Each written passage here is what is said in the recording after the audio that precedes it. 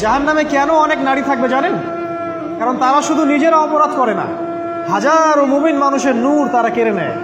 That is Y তারা জাহান্নামে বেশি থাকে। আরেকটা মেজর কারণ হচ্ছে তাদের উদ্ধত মাথা। মেয়েদেরকে বলছি স্পেশালি, হয়তো এই কথাগুলো মেয়েদের কাছেও যাবে। তাদের এই উদ্ধত মাথা আল্লাহর বিধানের সামনে আত্মসমর্পণ করতে চায় না। তাদের এই উদ্ধত মাথাটা আল্লাহর বিধানের সামনে আত্মসমর্পণ করতে চায় না।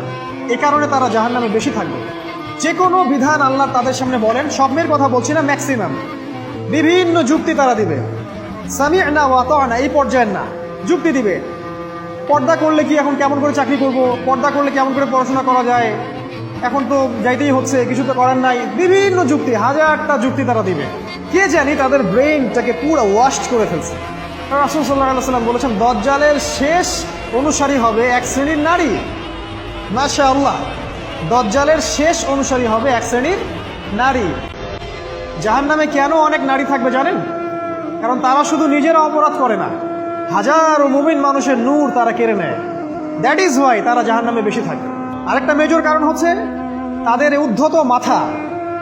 মেয়েদেরকে বলছি স্পেশালি, হয়তো এই কথাগুলো মেয়েদের কাছেও যাবে। তাদের এই উদ্ধত মাথা আল্লাহর বিধানের সামনে আত্মসমর্পণ করতে চায় না।